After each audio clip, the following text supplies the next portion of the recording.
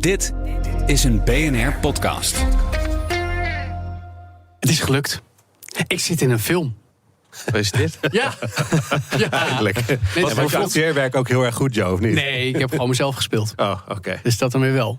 Als een echte celebrity, zoals het hem betaamt. Ja, wel geprobeerd om hele goede dingen te zeggen. Dat is toch best lastig. En heb je de juiste dingen gezegd? Ik hoop het maar. En hoe weet je dat dan? Nou ja, hopelijk zitten jullie ook in de bioscoop als het vertoond wordt. Oh, zo. Ja. In de bioscoop zelf? In de bioscoop zelfs, ja. Nou, Ja. dit is non-fictie. Nee, het is wel echt. Oh. Ja, dus non-fictie. Ja, dat is echt, hè? Dat is non-fictie, ja, klopt. Ja, je houdt het wel spannend en vraag. Jullie zitten er ook in, met naam in elk geval. Wij zitten er ook in. Ja, We zijn genoemd. Met Donner. dank aan. Stairway to Heaven from here. Ja, en alles met dank aan de grootste flop van Sony PlayStation ooit. Ja, oké. Wij hebben hem een cadeautje gegeven. Ja, en dat zit Tenminste, erin. het was Donners idee. Jullie En Niels cadeautje, heeft geprint. jullie cadeautje gaat nu viraal. Nou, Het is allemaal dankzij jullie. dat was ook het doel. Dat is Ja, precies dat had eigenlijk met de game zelf moeten gebeuren, maar dat Klopt. lukte Sony niet. Maar dankzij Donner, wij het maar. dankzij Donner, Jochem en Niels kwam het toch nog goed.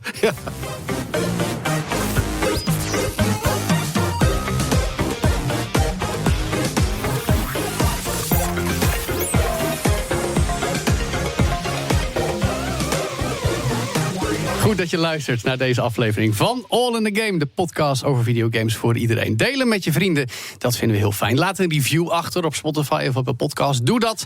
En ons forum, daar nemen we helaas afscheid van. Maar wil je met ons kletsen, dan kun je ook naar onze bevriende website unpause.nl. Daar is een Discord, daar kun je terecht. En bovenal, mail ons op allinthe@bnr.nl. En dat zeg ik nu heel nadrukkelijk, want juist in deze aflevering geven we een heel bijzondere gelegenheid weg. Dat heeft iets te maken met de film waar we net al naar verwezen. Dus blijf luisteren en mail ons, want dan maak je kans om erbij te zijn. Vandaag in de studio mijn co-hosts Donnerbakker. Jochem Visser. en ik ben Joe van Burik. En vrienden, hoe groot is jullie gameverzameling eigenlijk? Hoe nihil.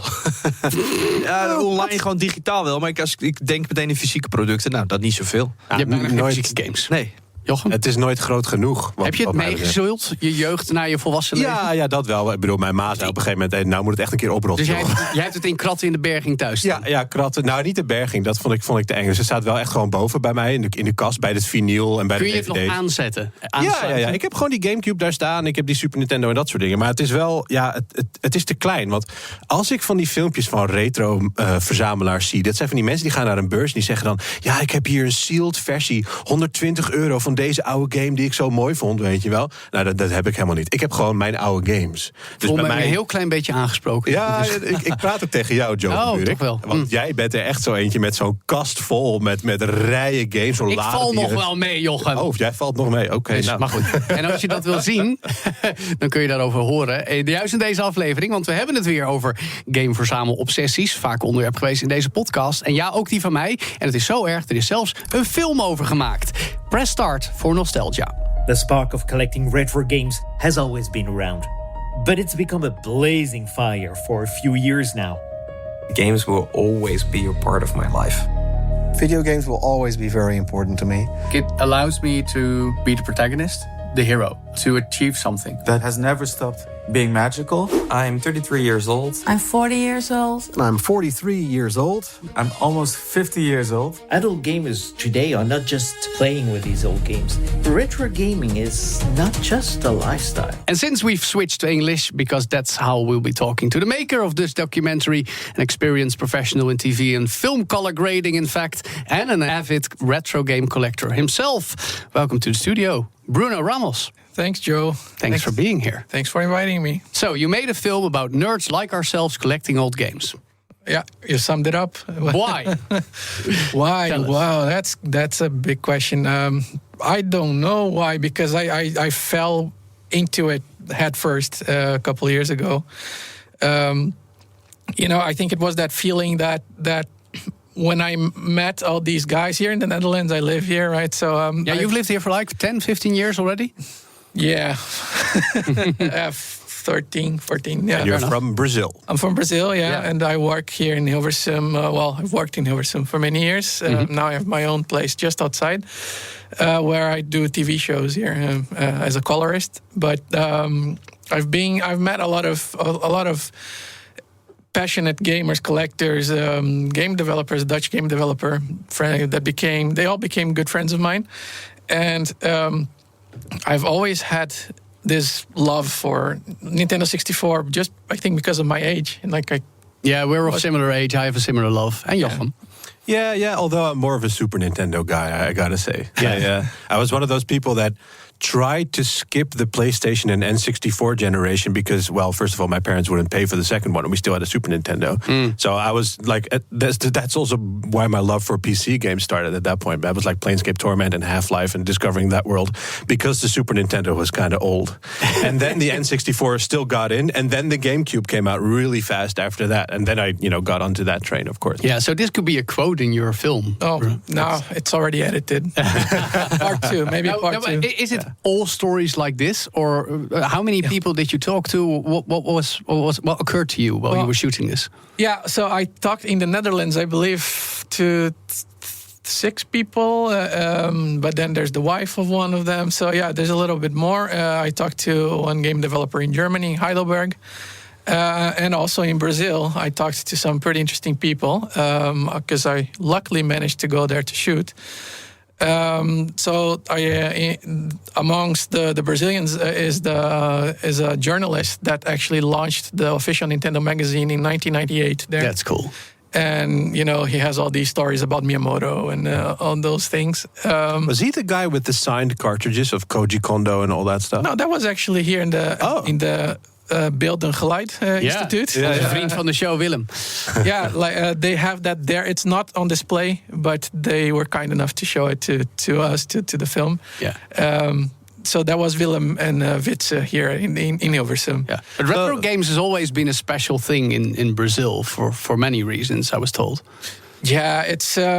I think everything in Brazil is, by the sheer number of people there, it becomes big. It's like anything you do has a very passionate crowd about it. So it was not difficult to find these people there.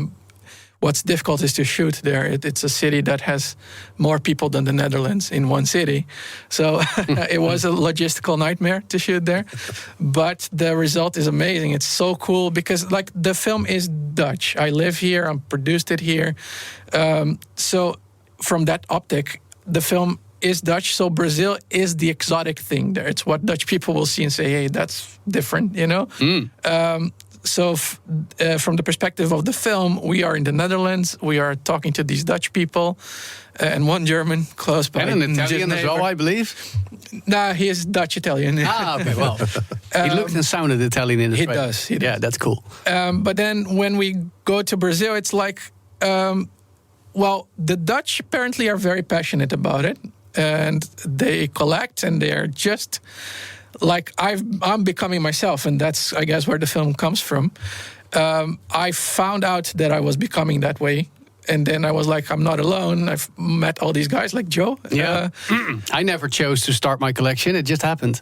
Yeah, me too. Genuinely. Tell that to your wife. And then I thought, we can talk about this later. Let's show how Brazil is because, it was my option. It was easier for me to shoot there. Let's see the other side of the world, how people are there. And they are exactly the same. They have the same opinions. They make the same points. Of course, in the film, people differ in opinions. Like Joe hates scan lines. The other guy loves scan lines. But it's all like people are the same. It doesn't matter where you go. And that was amazing to hear in my own language and then hear you guys talk about it. And was like, nothing changes. Games are like music in that sense. It's like a universal language. And also another part of the trailer that I really loved is when you ask people whether they are art, and everybody agrees, yeah, this is art. And it is. I'm 100% convinced of that fact. Yeah, I've been giving interviews like this, and that point always comes up about art. And as a person who works with filmmaking, TV and filmmaking, I love movies, right? It's probably right now my favorite, the best kind of entertainment so far. But I'm feeling like games are starting to take over, because you can say that a movie is an art form that encompasses all other art forms. You can, even if you're a sculpture, you can work in film somehow. Yeah. So film is global art, but video games can have film within them and That's still universal being quality, interactive. Yeah. So I think, to me, it's already starting to take over because the quality is going up, and of course, there's the nostalgia, like that. That the older games are not as good as a movie, but the nostalgia for them is, and it's a point that, a little spoiler, Joe brings up in the film. You can get an old game and replay it, relive it with the same visceral experience. It's a time machine. Yeah. That you did back then. You can get a CRT TV, you can put it on. If you want to watch a movie from 1998, Star Wars, as Joe put himself, if you want to watch Star Wars Episode 1, you're not going to do it on VHS, on a CRT TV. No, and we're going to have a debate on whatever George Lucas did to the latest versions before we watch it. How much time do we have here? Let's keep it brief. Donner, you're looking at something. Yeah, I have two questions. First of all, I think you're purposely picking the word movie instead of documentary. When I think of collecting games or making a movie about this, I'm thinking you lean more to a documentary. So how does that separate it from making a movie? And what's the main plot or the main question that is answered in the movie? That's a pretty good question. Hold on. Well, like, let's put it this way. When I started, what people asked me, what is this about? And my answer was standard. I don't know what this is about. The movie will teach me what it is as I make it. Cool. And that actually happened. As I was shooting interview after interview, I listened to the answers and I saw, like, those answers don't interest me for this project. Those do, so I'm going to start focusing on that point. And I found out that I wanted to hear about the people, their feelings, why they are so crazy about those experiences that are past. And not about games per se. Like, I don't want to tell the story of Mario Miyamoto. I don't want to tell the story of gaming because there's so much stuff about that on YouTube already. You can find all of that information. I want to show people and how they are these days reacting to that feeling. So everyone in the film is 35 plus because they're trying to relive those days. It's not about young people who didn't have the time to build the nostalgia yet. Although there are young people in there who somehow got caught but because of family, parents, they developed a love for retro games. And they are like 14 years old, and they like this boy in the film, he only plays on CRT TVs. He plays Super Nintendo, he plays Nintendo 64, and his friends don't get it. They don't even understand the consoles that he has. Yeah.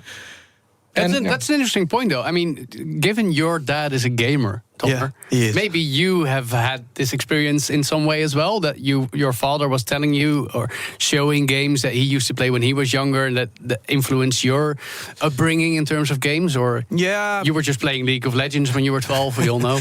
I still am, unfortunately.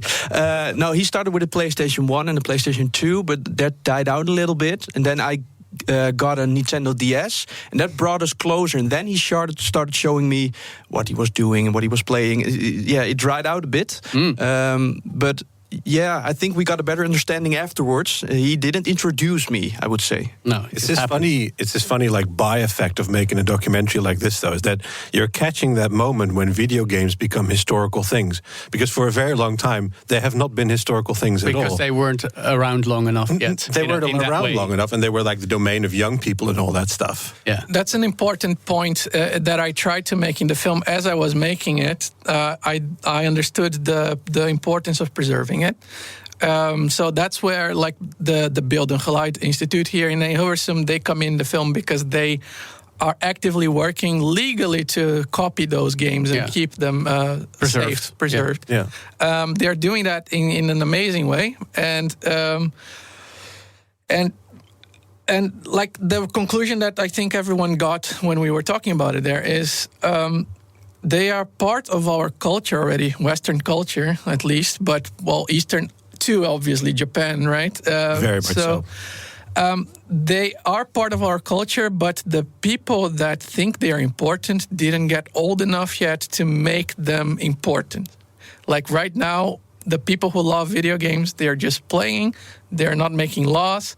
I just saw this guy that's doing the Stop Killing Games, talking to the European Parliament. We covered it on our show. Yeah. And I think that's amazing, but you see, he's still relatively young. Yep. There is no older population with power to make that a thing, but it's just as important as preserving movies. I think if you ask a person on the street who doesn't play video games, should we preserve movies? They'll say absolutely yes. Music. And what about games? What, Mario? I think you're right. There are the 1,001 movies you have to see before you die, and then there's the national film. There's at least 1,000 games you should play before you die as well. Yeah, exactly. But there are equivalents of these things, but you don't get the feeling that it has risen above novelty status in the museums yet. Of course. So I'd argue it's starting to happen. We're seeing these expos, we're seeing these interactive experiences. There's all kinds of variations, but at the center of it all is the interactive experience, see a video game, and that's gotten all kinds of definitions in the modern age. But people keep, looking back and referring back to the days of Mario in the 80s and 90s at some point.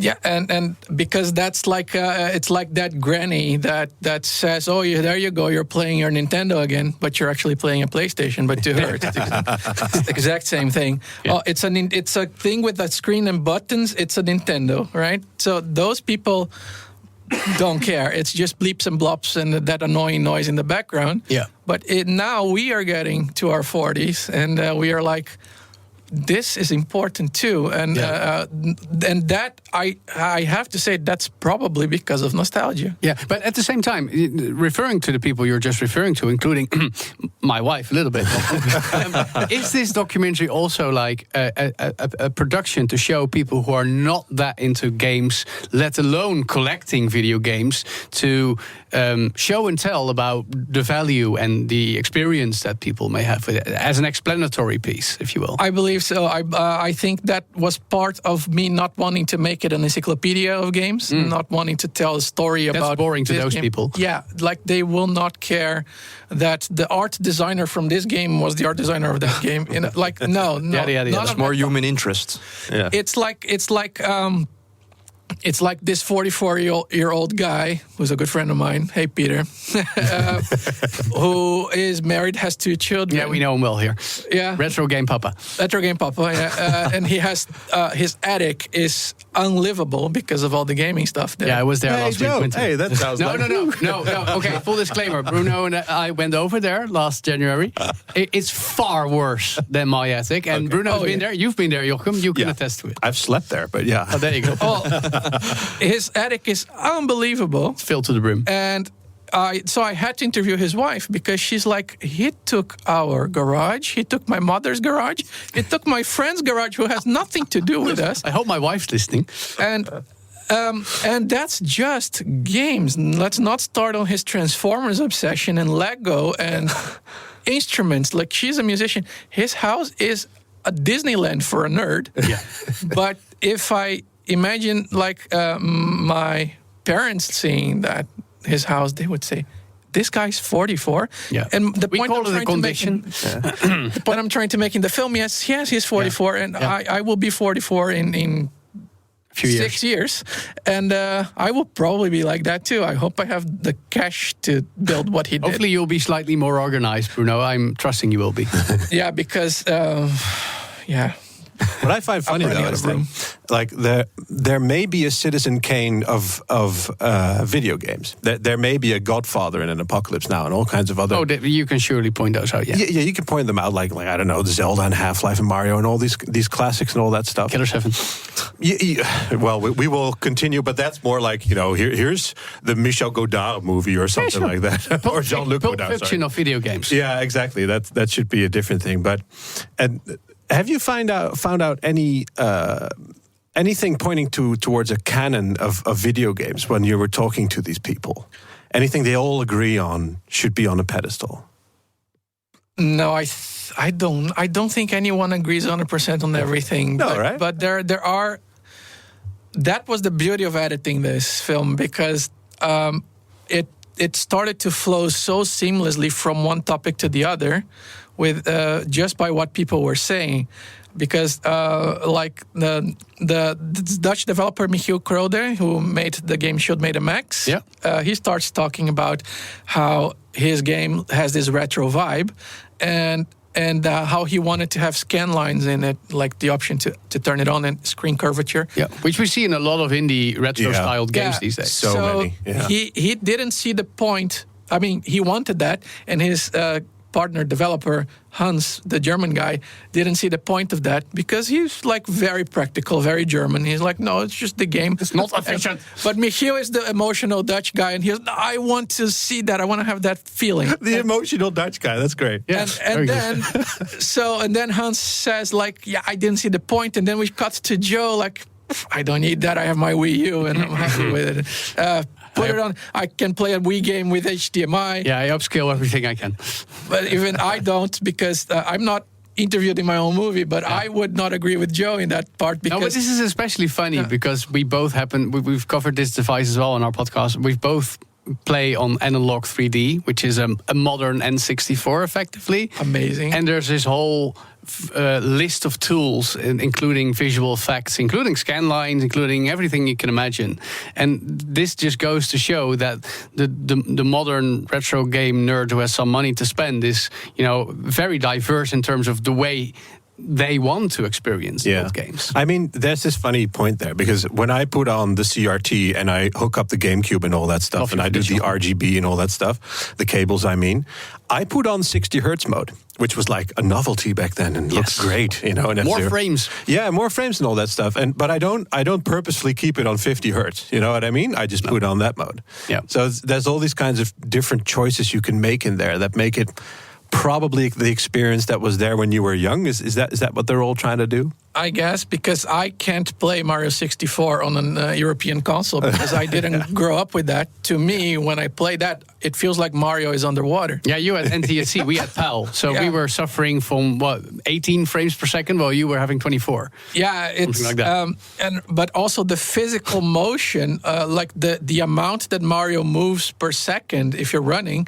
is different in PAL. Especially with a platformer, it's I can't crucial. get one jump right in the European version, and it's not because I think it's worse. It's just muscle memory. This is very much the thing. No, I know. Especially with Ocarina timing. of Time is actually worse, because then it's 15, 14 FPS. Yeah, because of slowdown. Yeah. So and so when I started to get into this thing, that I was also, I started to become so nostalgic. There's no other word that. My Nintendo 64 was still in Brazil, So I was like, next time I go there, I'm going to pick it up. And I found the console and I found my games. I still had Conker's Bad Fur Day mint in box, complete. And I was like, I'm so glad I kept this. That's worth €400 these days. More, I think more. In that condition, I think more. So I brought it all, but I was like, okay, it's not enough. Looks like, poop on a TV, on a modern TV. Like literally with Conker's Bad Fur Day. So I want to mod it. I need to mod this to RGB because... So wait, this is why you literally own 7 N64s these days? I have all of the colors. No, I don't know how many those are. Like 8, 9? Yeah, Jochem's eyes just grew larger. Bro. Come over, I'll show you. Oh, yeah, I'll be there, man. Donner, are you what are you guys all on about? Because you hardly own any physical stuff then. No, I do not. Yeah, except from consoles. Yeah, I do. But physical games were starting to disappear by the time you started. Yeah, I grew up with the digital library, and I used it very much. Yeah, for me, it's just a piece of plastic. Sorry to hate to bring it to you, but so you're perfectly happy playing on an emulator then. No, mostly old games, yeah. You don't mind? Furthermore, and if I want to display it in my house, then I will buy a physical copy of it, but that's very rare. But the experience of playing to you like doesn't matter if it's a PC running it or you just care about the game. Essentially I do. That's a valid answer. You see, that's what I was like. Yeah. Because This is there what are makes people it who more simply- interesting, I think. And people don't agree with it. That's the beauty of it. Like they all one thing we all agree on. Maybe now to answer the question, now that I think about it, is that we want to play it. Yeah, somehow. Yeah. One We way just or another. want to somehow, like, maybe to you, reliving that experience is not about the original console. It's just hearing the music that an emulator will do. Yeah, or reading about it in an old magazine scan. Yeah. Even that for me, that was a large part for you as well, Jochem, I know. Just reading game magazines in the 90s was my primary way of experiencing the most of the games I was aware of. Yeah. Because I only owned a handful. And it maybe I that was a play piece one or of- two at a friend's house. That was a big piece of culture. And I was like, back oh, then. the new monthly magazines here, like Power Limited and 64 magazines, some English magazines later. And there were hundreds of titles in there. Some were even writing about stuff that only appeared in Japan, which is a rarity these days. That's a thing You're that like, I really this miss, by the way. game because- exists only in my head and on paper. Yeah, I'm sorry if I'm interrupting you, but like that's the thing go that I on. miss, that sense that you had when you were a little younger, when you read those magazines from Edge all the way to the lower magazines, put it that way, whatever hierarchy you want to make of it, because that was more business oriented and yada yada. But when you read those things, you got a sense of video game making and video game consuming as a huge world in which all kinds of things happen. And of course, we have the internet nowadays, but it's either like one culture vulture on YouTube making a documentary and somebody else making a really good documentary that's, you know, without narration, like this one as well, which are usually the best ones because they just let people talk and assemble this beautiful mosaic of things. But when you read those magazines, they went on trips. They had the physical world. They had to do all kinds of things. The world felt so large at the time. It felt very large, and nowadays you can go to IGN and have your little piece of your little video Dude, game. I can literally one miss search that. in the browser on my phone, and I'm playing that obscure game from 1993 on it. Yeah. It's possible, Yeah. But like for me, for example, you said about reading magazine scans. Yeah. If you're happy with that, great. I can't. No, Like, I have the As full... my wife and most listeners will know, my attic is also filled to the brim with magazines. I know, I've been there. Yeah. But of course, not talking about you personally, but like Go if on. that's something that is enough for someone, that's the interesting part for me. But I, for example, I grew up with the official Nintendo magazine in Brazil, and they had 202 issues before they stopped. And I had back in Brazil a pile with 100 and something already. And I decided, I was already living here like 2 years ago, and I decided I want to complete that collection. Oh, there you go. And not just that, but it's then 200 magazines that I had to bring on an airplane that they weigh, I don't know, 100 kilos. Yeah. You have any carry-on luggage, sir? Yeah. So I did that in multiple trips, and half of my bag was clothes and half was magazines. Luckily, that doesn't. There are no taxes for that in the airport. Yeah. But it was. But because I needed that, and because I built that collection, I finally managed to complete it. I got in touch with the guy that made it. Yeah. And I showed him, look what I have. just need these few issues. No. Oh. He said, dude, I don't have that. Oh, wow. Can I see it? I said, yeah, you should come over. Like the Netherlands, just a little bit far away. But if you want to. And then I said, do you want to be in my film? Since I have your contact now. He was, oh, great. So That's how it happened. So making this film was already the reward. Is the people that I met, including you, Joe, and including all the guys that I wouldn't know, and who put me in this frenzy of playing video games again. Not just my PS5, but looking at a Nintendo 64 with a whole other vision now again, which is it's my treasure now. So I want to talk a little bit about the assembly of this movie, because you're a guy, you've been working at Beeld en Geluid for how long now? No, I don't work at the Beeld en Geluid. Okay, so I worked at the Media Park, which is where the Beeld en Geluid is. Excuse me. I worked there on Dutch TV. Yeah. For many years. I still do a lot of Dutch TV shows. But you color grade them, right? I color grade them, but I don't work in the media park directly now. Like I have my own studio now. And you've been doing that work for more than a decade now. You've been involved in all kinds of production of video material. Yeah, I started as an editor back in Brazil in 2003. And I became a colorist in 2011. Then I stopped editing and I just focused on color. So this is the first product, after all that work and all that experience with all those people and all those different productions, you made this now. Do you want to make more of these? Yes. Yeah, absolutely. It's just my last personal production was 11 years ago. Damn. Which is not by coincidence the year I started working at the media park. Because it's an amazing job to work on Dutch TV, but it also takes all of your time. And I just didn't have energy to do two things at the same time. But this one, I pushed myself because I wanted to get this off the ground. And that's why I tried to make as much as I could on my own. I didn't want to depend on people's schedules, like the sound guy, the light guy. No, I can do all of that because I've been around. I'll just light it myself. I'll check the sound myself. The only thing is the interviewed person needs to be a little more patient to let me set it up. And luckily, everyone was very welcoming. And we got... Yeah, how patient did you have to be, Joe? I was patient enough. Connor. It's the first movie you said it. What's the biggest thing you've learned afterwards from this project? I think that it opened my mind even more to the art that is a video game. I learned how to look at older games for something that I was already able to do with films. Like I could watch Star Wars from '77 and be still, if you put it on right now, I'll be amazed by it because I can see it like I'm in 1977. Mm-hmm. And that's something that I couldn't really do with games until I met this crowd.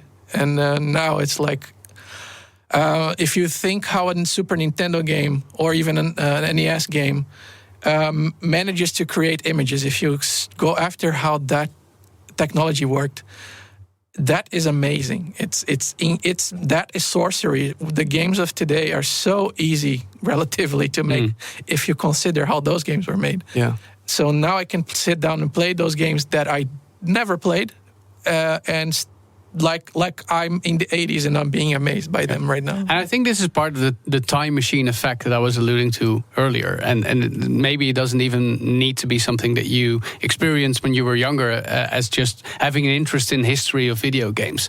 I mean, I mostly have this with games from the 90s when I was around, but maybe not playing them. But now I'm playing this game on Super NES and was looking 3D and it could almost match up to early PS1 games. And I'm like, wow, this is so great for a console designed in the late 80s. And then you get a whole new appreciation for not just technology, but the creative vision behind a game that was running on ancient hardware when, it was literally going up in a very steep line in terms of console horsepower, whereas now we've plateaued and everything can run on the same hardware. Yeah, but also all those... little tricks and secrets and magic that they had to use, and all the limitations they had, whether it was memory or the graphical chip or whatever, that informed the games, and then all the little tricks they used to, get up above the competitor a little bit and do something magical right now. Competition was real back in the day. I love that. Especially the 90s. And that actually didn't improve over many decades. Like the NES itself, you don't even have to improve the hardware. Yeah. You can just compare the first Mario to the last one, or even other games now, how they only had a grid of 8x8 or something to generate all of the graphics for Super Mario.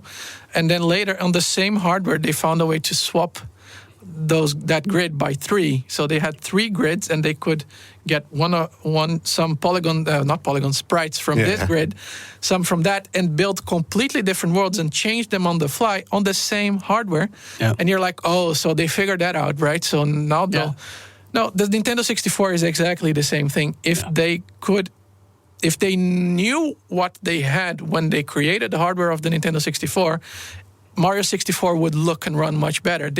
They were figuring it out as they went. And I think the generation ended on the 64. They still didn't know how to handle that software. No, only nowadays you see, spare time devs creating games. Actually, there's this video who recently started in development, open world game running on actual N64 hardware, where you can see into the end of the map. Yeah. And we're talking Breath of the Wild size maps, where they've been able to tweak some stuff and it just runs. Yeah. That's cool. Which brings me back to Morrowind in 2002. Like, the water was amazing, and I could see about 3 feet in front of me. Yeah. And then you get to Silent Hill 2, and you're like, oh, but that mist was an integral part of the gameplay, you know? Yeah. And it's just all this communication with limitations that I really love. This is why the Grand Theft Auto Remastered trilogy looked so poorly, because there was no fogging, because hardware didn't need it anymore, but now the game was messed up. Yeah, so this conversation makes me pretty sour about the current generation, or let's not say the current, but the last two, maybe, that they know their hardware now. It's basically a PC. Everything is a PC. They know what they can do, and they still manage to launch games that are not done. I wanted to buy Crimson Desert yesterday. I picked it up. I picked up the box right on the front of the box. Download required. Yeah, this is the reality. And I'm like, I bought the Mario Wonder, the Switch 2 version now. Yeah. I did the test. Of course, I took my Switch 1 and my Switch 2, put them both offline on airplane mode, stick the cartridge, that's the red Switch 2 cartridge, on my Switch 2. Didn't run. I stuck it in the Switch 1 console. It runs. The Switch 1 version of the game. But you buy a Switch 2 game and you put it in the console, it does not run without an update. And then Nintendo has the courage to send me an email. Tell us about your experience. Welcome to 2026. I have double feelings about this, though, because on the one hand, I'm one of those people that worships Gabe Newell for saying, oh, let's cut out the middleman. And, Shara really screwed us over during the production of Half-Life 2. And now we're just going to distribute by ourselves. And we make Steam, which is like a giant quality of life piece of software for everybody in the world. And that also enables a giant ecosystem of volume of indies, of people that can distribute and get all these kinds of tools to see what people are doing with their games. On the other hand, of course, that there's the story you just told. So I'm kind of optimistic about human creativity in that sense. It will spring eternal. I'm that type of guy. Glass half full. Yeah, in terms of creativity and what will come out, like whenever people in video games industry say, oh, this generation, and oh, the business is dying again, and oh, it's all slop, and oh, it's all, you just know that within a month, another Claire Obscure will hit you. It will just hit you. It will come out and it will say, hi, I'm a great video game, and I wasn't here before. Me. And now everybody's going to love me, and there's, I have a great right to be loved. Yeah. And that's where my optimism stems from, I guess. Well, I don't know if I'm alone in this, but I see it like as two very separate issues. True. The human creativity, the artistry behind a video game is made by people that have no say in the game key card story there. It's distribution and publishing is very different. The good games are not made by the guys in the suit making the decisions to, hey, let's launch the game even if it's unfinished because I need to fill out my Excel spreadsheet here. And the guy that actually cares about the artistry of the game, he's probably pissed off about that. Yeah. He doesn't want that game to be launched that way. It's his art, it's his creation. And I can tell you that as a creative who works in movies, luckily a movie, most of the time, just gets out when it's done creatively. Like the part that I do, the color. You don't get an early access release. Yeah, but it does happen. Like I've seen movies in the cinema that the color was absolutely trash. And then I saw that same movie on Blu-ray later. They fixed it, because they had to put it out. Yeah. But there's some room to improve that because it won't stay in the cinema forever. No one will remember that it sucked. I do, but most people don't notice. But games are another story. If you have a Blu-ray with your game there and it sucks on the Blu-ray and they pull down the service, PSN to update it. Yeah. You can just play Frisbee with that game. Yeah. Speaking of access to great content, where and when can people watch Press Start for Nostalgia, Bruno? The premiere will be in Hilversum on May 3rd. At 6:30. Sunday. Yeah. Over 2 weeks. Right? Yeah. And when we're recording, and so that can be you, listener, if you send us an email to allinthegame@bnr.nl, and if you tell us why you want to attend. Exactly. There are a couple seats free. Yes. We can hold those for the BNR viewers here. There we go. Boy. Yes. And after that? After that, we're looking into it. I'll probably, because it's like I want people to reach it, and I don't want it to be on a streaming service or something like that. It's a film made very with a lot of professionalism. It's high quality, but the goal is not to have it locked behind something, and it might just end up on YouTube. Well, yes, please. I'm happy with that. Please. I love YouTube. But you can also be in the room if you try. And Joe is You're pointing very at me welcome. while he says it. Because I'm not sure whether I can be there yet, but yes. Well, we're going to watch it, and we're going to... If you have a hurry to see it, because I have no idea when it's coming to. Well, let me just tell you, this feels like the thing I should be doing that day. We'll This see. conversation. Maybe that goes for you as well as a listener. And thank you so much, Bruno Ramos, for talking about us. Thank you guys for having me here. Thank you. Goed dat je luisterde naar deze aflevering van On The Game. Deel deze aflevering met je vrienden. Zeker als je denkt dat ze Retrogames ook heel tof vinden. Abonneer je op de podcast via de app waar jij luistert naar podcasts. En mail ons dus naar onthegame@bnr.nl. Tot de volgende On The Game. Dag.